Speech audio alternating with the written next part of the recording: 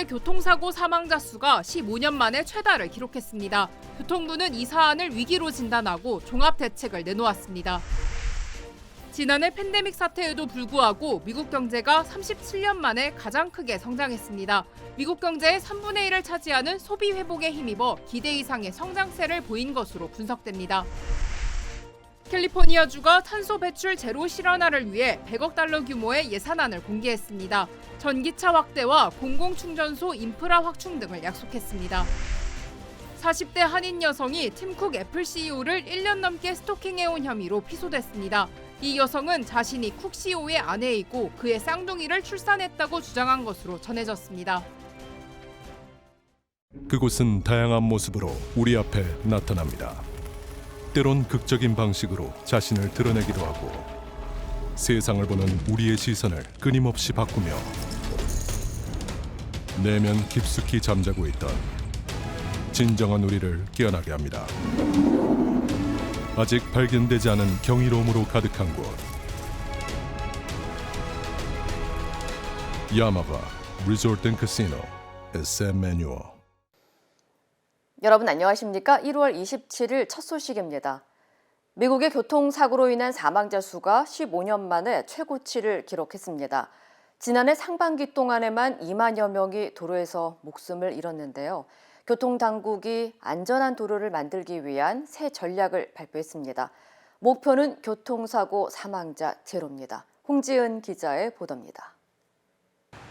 팬데믹으로 차량 이동이 줄었던 지난해 상반기 교통사고 사망자 수는 2만 160명. 지난 2006년 이후 가장 많은 수치입니다.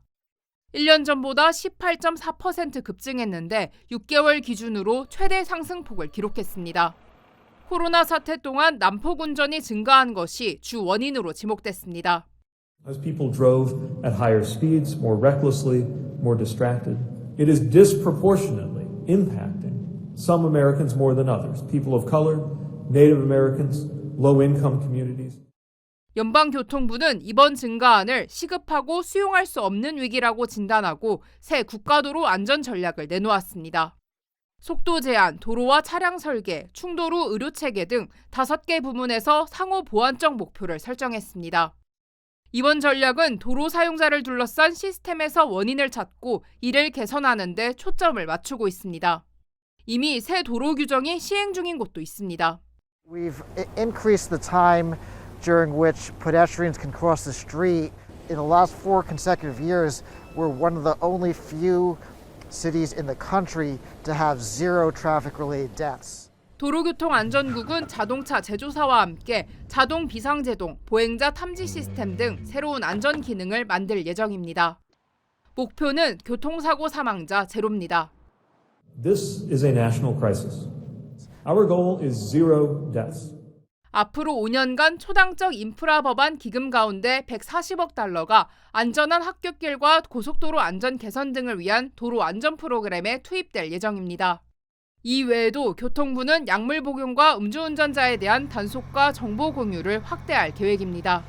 MBC 뉴스 홍지연입니다. 지난해 미국 경제가 37년 만에 가장 큰 폭으로 성장한 것으로 나타났습니다.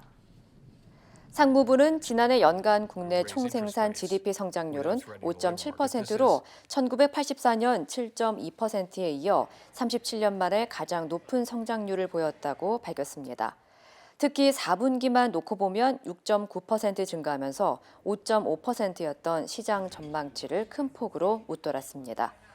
지난 2020년 팬데믹의 여파로 3.4% 마이너스 성장을 기록했지만 지난해 미국 경제의 3분의 1을 차지하는 소비가 회복되면서 기대 이상의 성장세를 보인 것으로 분석됩니다.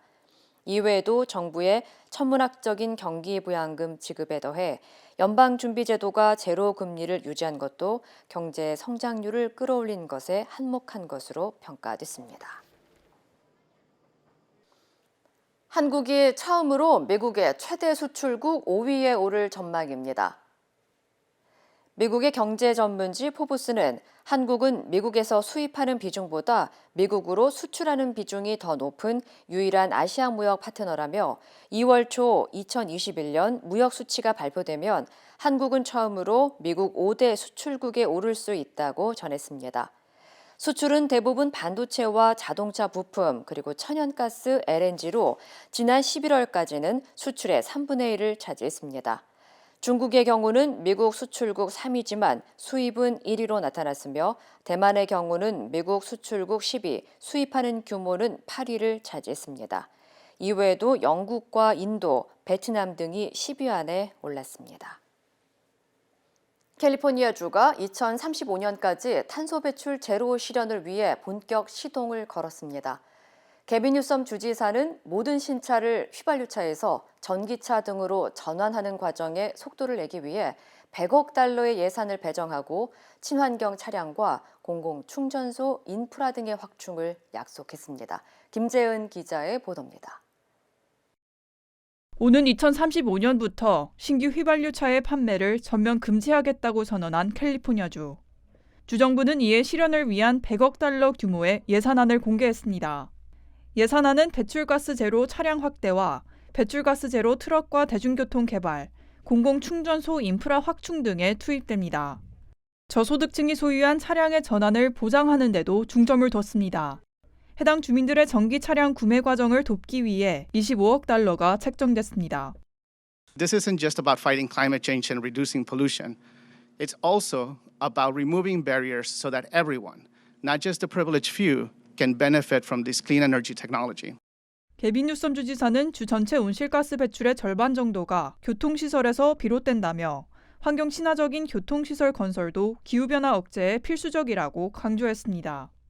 It's time to move forward with an oil-free future in California. We see that bright light, and California is going to make sure we ignite it for the rest of the globe.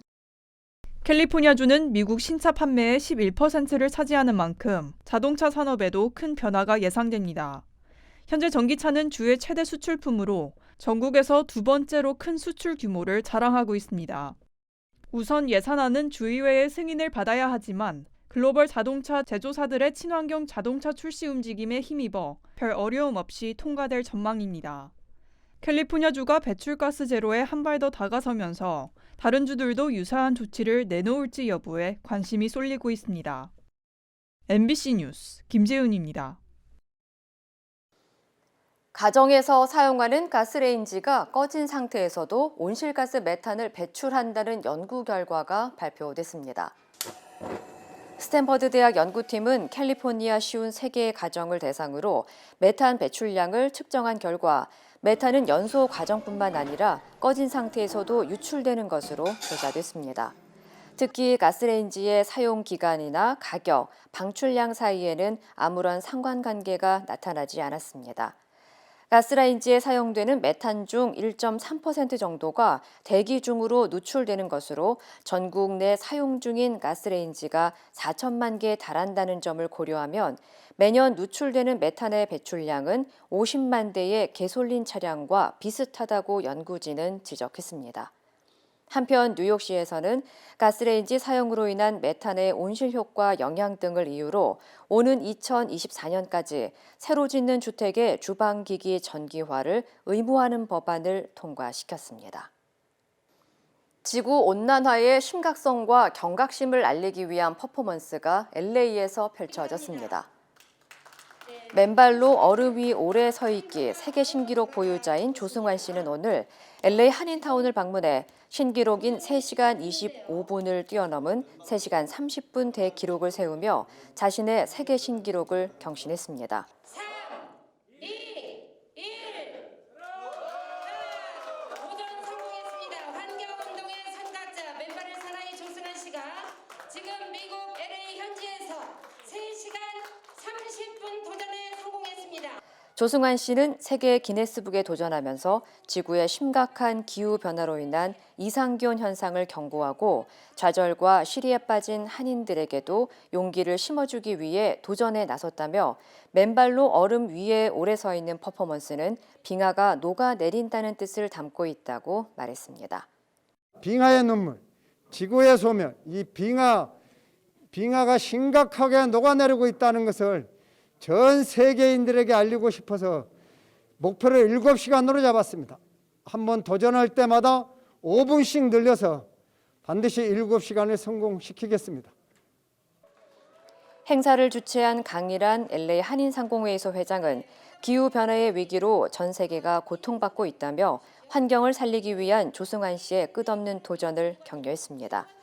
조 씨는 전남 광양시 출신으로 세계 최초로 광양에서 임진각까지 427km 거리를 맨발 마라톤으로 완주하고 만년설산인 일본 후지산 맨발 등반에 성공했으며 맨발로 얼음이 오래 서 있기 7시간을 목표로 도전을 이어갈 예정입니다.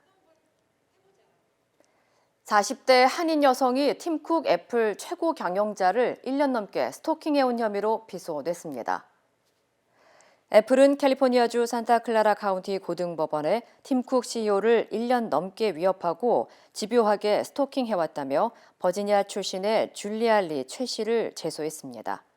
소장에 따르면 최 씨는 장전된 총과 탄약 상자를 찍은 사진이 포함된 메시지를 이메일과 트위터 등을 통해 쿡 CEO에게 발송하고 사유지를 2차례 침입하는 등 기행을 일삼아 왔습니다.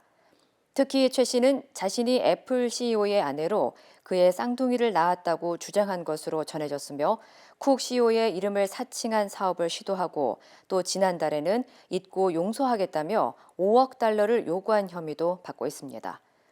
최 씨가 지난 2020년 10월부터 15개월 동안 쿡 CEO에게 보낸 이메일은 200통에 달하며 위협의 강도가 갈수록 세지고 있다고 애플 측은 덧붙였습니다. 법원은 지난 21일 최 씨에게 쿡 CEO의 거주지에서 최소 200야드 떨어져야 한다는 내용의 접근 금지 명령을 내렸으며 이 사건에 대한 심리는 오는 3월 29일 열릴 예정입니다. LA 경찰국 소속 한인 경관이 호흡이 멎었던 3살짜리 아기의 목숨을 구한 것으로 알려졌습니다. LAPD에 따르면 지난 19일 오후 5시 45분쯤 에코파크 지역에서 순찰을 돌던 김범진 경관은 숨을 쉬지 못하던 3살 여아를 발견하고 신속한 응급 조치를 취해 아이의 목숨을 구했습니다.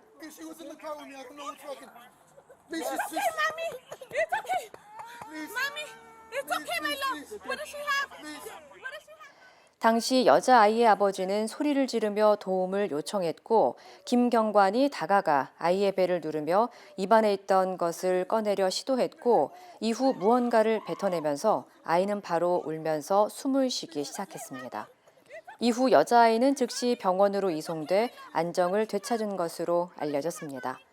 LAPD 15년 차로 알려진 김범진 경관은 당시 아이가 다시 숨을 쉬도록 해야 한다는 생각뿐이었다고 구조 당시 상황을 전했습니다. UC 계열 대학교에 이어서 캘스테이트 계열 대학들도 입학 사정에서 SAT 등 표준시험 점수의 반영이 전면 폐지될 전망입니다. 캘스테이트 입학자문위원회가 입학 전형에 SAT와 ACT 등 표준시험 점수 제출 의무화를 폐지하겠다는 권고안을 승인한 가운데 이사회는 어제 이를 검토하는 회의를 열었습니다. 12명의 이사진은 두 표준시험 없이도 고등학교 성적만으로 학생을 평가하기 충분하다며 표준시험을 폐지하는 것에 모두 찬성의 뜻을 밝힌 것으로 전해졌습니다. 권고안은 오는 3월 마지막 표결을 거친 후 캘스테이트 총괄총장의 검토를 거쳐 최종 확정됩니다. 만일 승인될 경우 위원회는 새로운 입시 조건 내용을 작성하고 적용 시기를 제한할 예정입니다. 일론 머스크 테슬라 최고 경영자가 차량용 반도체 부족 현상이 계속되면서 올해 신차 출시 계획이 없다고 밝혔습니다. 머스크는 2021년 4분기 실적 발표 자리에서 올해 테슬라 신형 모델을 출시하지 않을 것이라며 여전히 부분적으로 반도체 수급 제한을 받고 있다고 전했습니다. 이어 차량용 반도체 부족이 계속되고 있다며 신차를 출시할 경우 기존 모델 생산량을 줄일 수밖에 없어 이 같은 결정을 내렸다고 설명했습니다. 머스크는 올해 테슬라의 근본적인 목적은 생산량을 늘리는 것이며 무난하게 생산량을 50% 이상 늘릴 것으로 기대한다고 말했습니다. 이에 따라 테슬라의 대형 전기 픽업 트럭인 사이버트럭 출시도 올해 말에서 내년 이후로 연기됐습니다. 애리조나주 피닉스 인근 산맥에서 한 20대 남성이 셀카를 찍다가 추락사했습니다. 파이널 카운티 셰리프국은 21살 리처드 제이컵스는 피닉스 인근의 슈퍼스티션 산맥의 정상에서 셀카를 찍으려다 700피트 절벽 밑으로 떨어져 숨졌다고 밝혔습니다. 당국은 이 남성은 도시의 스카이라인을 배경으로 셀카를 찍으려다 중심을 잃는 바람에 절벽 아래로 떨어졌다고 전했습니다. 숨진 남성은 지난 24일 새벽 12시 45분쯤 로스트 더치맨 주립공원 하이킹 트레일에서 캠핑하던 등산객에 의해 발견된 것으로 알려졌습니다. 한편 국제의학학술지 가정의학과 의료저널에 따르면 지난 2011년부터 2017년 사이 셀카를 찍기 위해 무모한 촬영을 시도하다 259명이 숨진 것으로 집계됐습니다. 우크라이나 사태와 관련해 러시아가 요구한 안전보장안에 대해 미국이 어제 답변을 냈습니다. 그런데 러시아가 긍정적인 내용이 별로 없다는 반응을 내놨습니다. 미국은 러시아의 대화 복귀를 거듭 촉구했습니다. 워싱턴에서 김수진 특파원입니다. 러시아 타스 통신에 따르면 드미트리 페스코프 크렘린궁 대변인은 미국의 제안에 대해 낙관할 이유가 별로 없다고 밝혔습니다. 다만 푸틴 대통령이 서면 답변을 읽었다며 입장을 정리하는 데 시간이 필요하다고 덧붙였습니다. 미국은 공은 이미 러시아 쪽으로 넘어갔다며 러시아 측의 대화를 재차 촉구했습니다. We hope Moscow will study what we have offered them and come back to the table. Back to the bilateral table with the US. 또 중국이 우크라이나 사태와 관련해 러시아의 입장을 지지하고 나선 것에 대해 우크라이나에서 전쟁이 일어난다면 중국에도 좋을 것이 없을 거라고 경고 메시지를 보냈습니다. There will be a significant impact on the global economy. There'll be a significant impact in the energy sphere, and it will be all the harder for all of us. 중국은 최근 러시아 해군과 연합 해상 훈련을 벌이는 등 우크라이나 문제에 있어 러시아와 밀착하는 모습을 보여왔습니다. 앞서 미국과 나토는 러시아의 안전보장 요구에 대한 답변을 러시아 측에 보냈습니다. 러시아는 우크라이나 등 옛 소련 국가들을 나토 회원국으로 추가로 받아들이지 말 것을 요구하고 있고 미국은 이 부분에 대해 양보하지 않은 것으로 전해졌습니다. 미국과 러시아의 상반된 입장에도 대화의 가능성은 아직 열려 있습니다. 우크라이나 사태가 외교적 해법을 찾을지 아니면 무력 충돌로 이어질지 중대 고비를 맞고 있습니다. 워싱턴에서 MBC 뉴스 김수진입니다. 최근 잇따라 미사일 시험을 진행한 북한이 발사 성공 사실을 공식 발표했습니다. 어제는 지대지 전술 유도탄, 지난 25일에는 장거리 순항미사일 시험 발사에 성공했다고 밝혔습니다. 정희석 기자입니다. 조선중앙통신은 오늘 보도를 통해 1월 27일 국방과학원이 지대지 지상전술 유도탄 위력 확증을 위한 시험 발사를 진행했다고 밝혔습니다. 이어 발사된 두 발의 전술 유도탄들은 목표섬을 정밀 타격했고 폭발 위력이 설계상 요구에 만족한다고 전했습니다.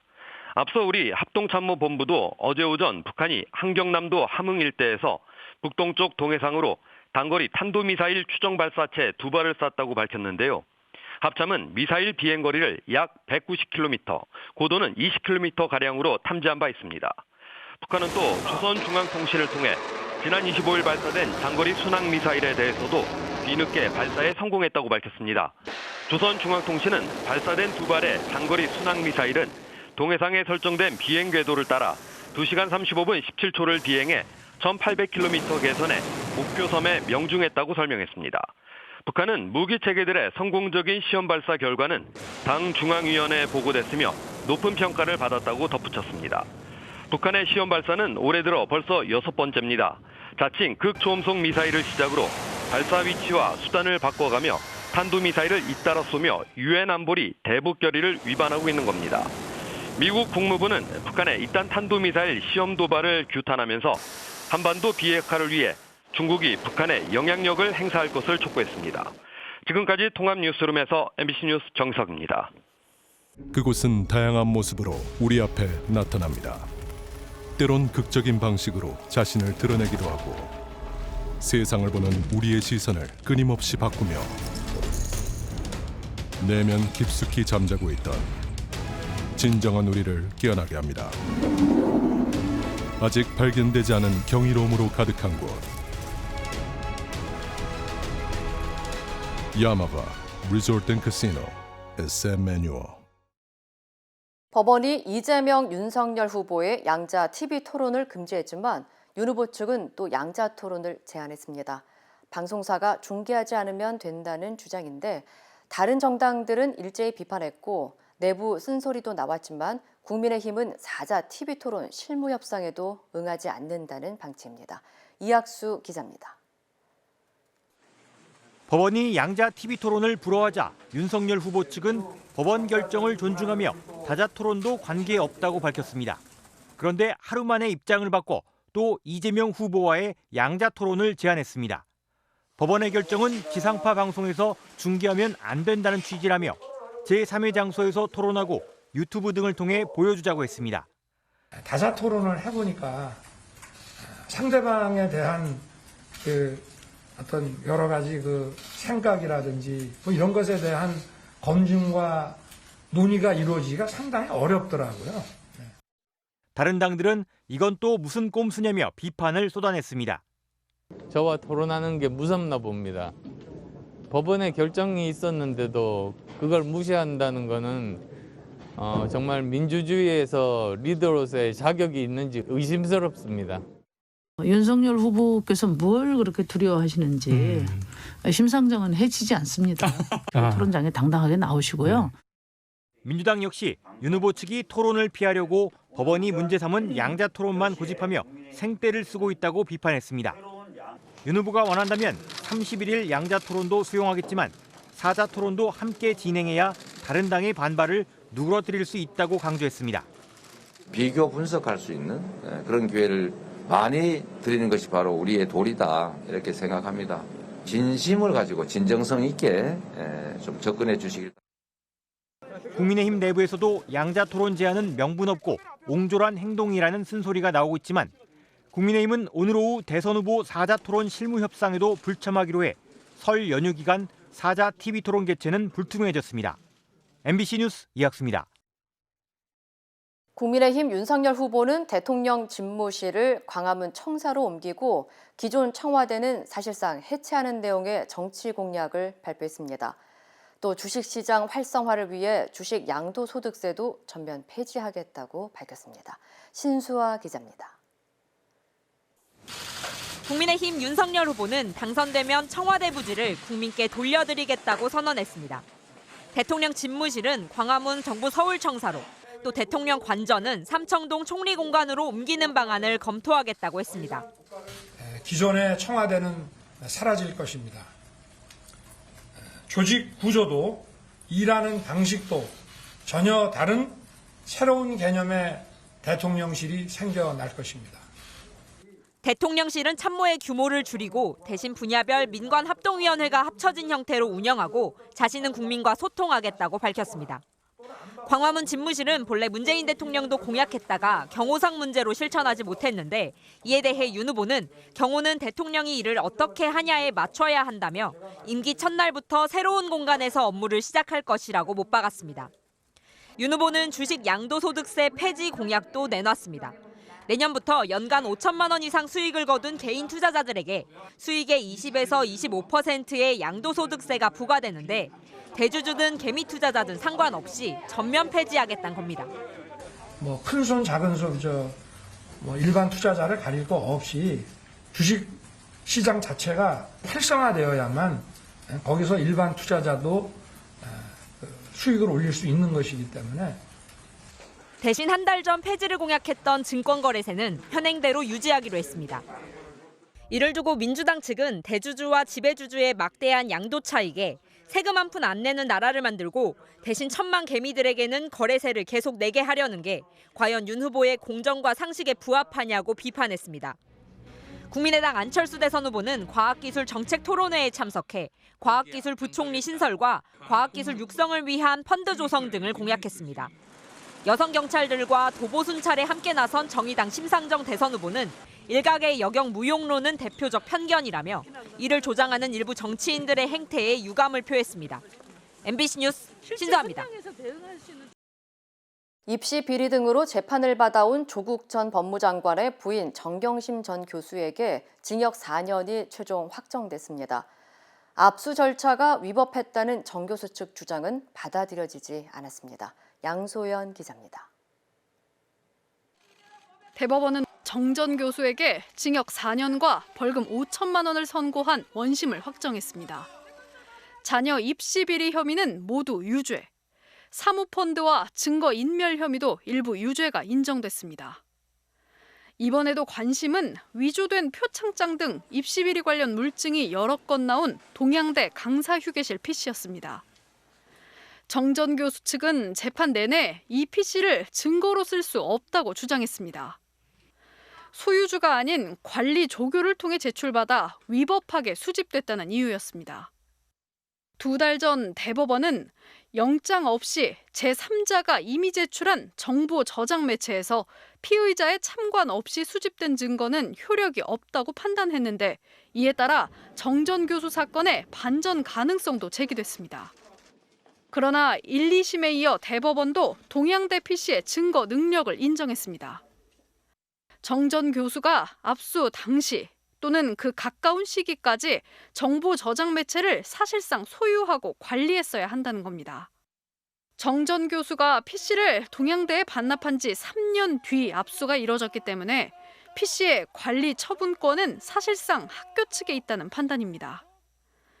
대법원은 또 검찰이 압수수색 영장의 원본이 아닌 사본을 먼저 보내 금융거래 자료를 받은 것도 문제가 없다고 결론 내렸습니다. 답답하다는 말씀밖에 못 드리겠습니다. 조국 정경심 두 분의 또 다른 사건에 대해서 좀 집중적으로 또 재판을 준비해야 될 때라고 생각합니다. 조국 전 장관 부부는 일부 입시 비리 의혹에서 공범 혐의로 별도의 재판을 받고 있습니다.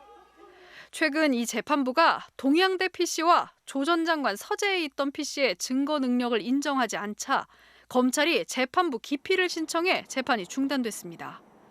다만 대법원 판결 취지에 따라 동양대 PC에 대한 판단은 달라질 가능성도 배제할 수 없게 됐습니다. MBC 뉴스 양소연입니다.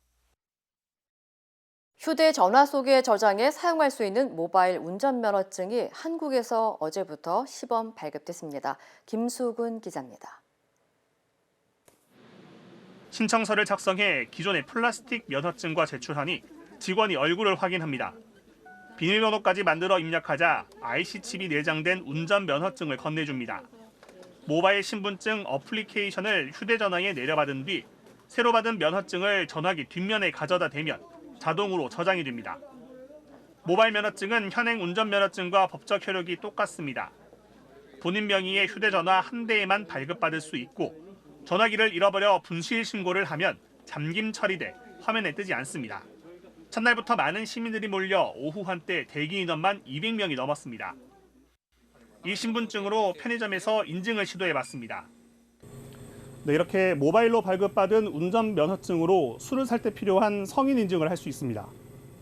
앱에 있는 QR코드를 포스기에 인식시키고 정보 보내기 버튼을 누르면 되는데 이름과 주소는 빼고 나이 정보만 전송됩니다. 모바일 운전면허증은 서울 서부 운전면허 시험장과 마포경찰서 등 서울 지역 8개 경찰서, 대전 운전면허 시험장과 대전 지역 6개 경찰서에서 거주지와 상관없이 발급받을 수 있습니다. 정부는 6개월간의 시범기간을 거쳐 모바일 면허증을 오는 7월부터 전국적으로 확대하고 장애인 등록증이나 청소년증 등으로 모바일 신분증을 늘려나갈 예정입니다. MBC 뉴스 김수근입니다. 오미크론 변이의 하위 변종인 이른바 스텔스 오미크론 변이가 일본에서도 확인됐습니다. 관련 소식 전해드립니다. 26일 일본 국립감염증연구소는 스텔스 오미크론 감염 사례가 27건 확인됐다고 밝혔는데요. 스텔스 변이는 지난해 11월 중순 이후 영국을 비롯한 40개국 이상에서 확인되고 있으며 덴마크에서는 1월 중순부터 전체 코로나19 확진 사례의 45%를 넘어서며 지배종에 올랐습니다. 과학계에서는 스텔스 변종의 전염성이 기존 오미크론과 유사하거나 더 강할 것이라고 평가하고 있지만 아직 구체적으로는 분석되지 않았습니다. 한편 일본에선 어제 오후 8시까지 코로나19 확진자 78,900여 명이 새롭게 집계돼 사흘 연속 최다 기록을 경신했습니다.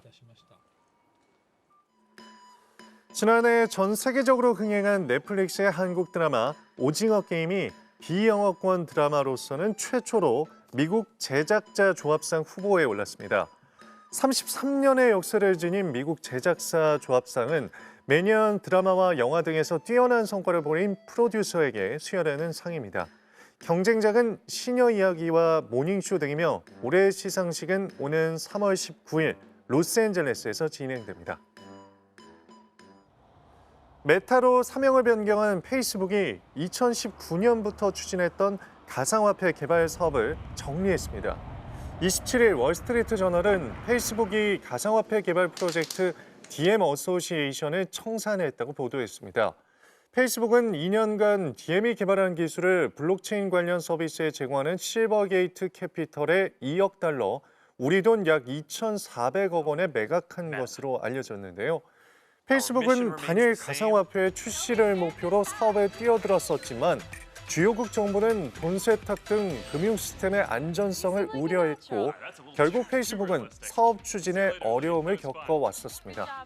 이 시각 세계였습니다.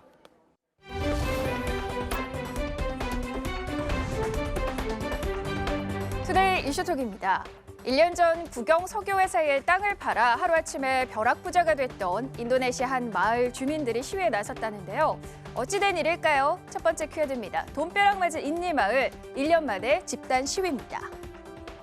지난해 2월 인도네시아 동부 자바 한 마을 입구. 새 차를 실은 트럭 수십 대가 끝도 없이 늘어서 있습니다. 마을 주민들이 정유공장 부지를 마련하려던 국영회사에 땅을 팔아 토지 보상금으로 새 차부터 산 건데요.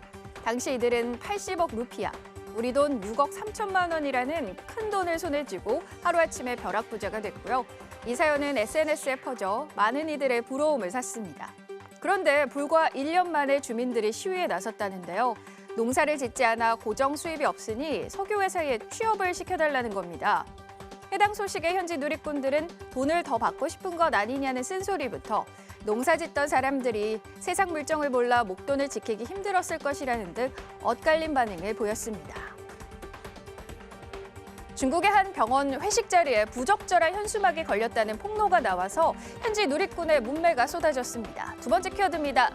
수술실 돈으로 채우자 중국 병원 황당한 현수막입니다. 지난 21일 중국 광둥성 둥관시 한 병원 관계자들이 식당에서 회식을 하는 모습입니다. 그런데 벽에 붙은 현수막의 문구가 문제가 됐는데요. 호랑이처럼 당당하게 해를 맞이하자 수술실은 돈이다 라는 부적절한 내용이 담겨 있었기 때문입니다. 이 회식 사진은 순식간에 SNS에 퍼져 누리꾼의 공분을 샀는데요. 의사로서 갖춰야 할 도덕과 품성이 없다. 코로나19 사태가 엄중한 상황에서 의료 행위를 돈으로 연결하는 건 부적절하다며 강하게 비난했습니다.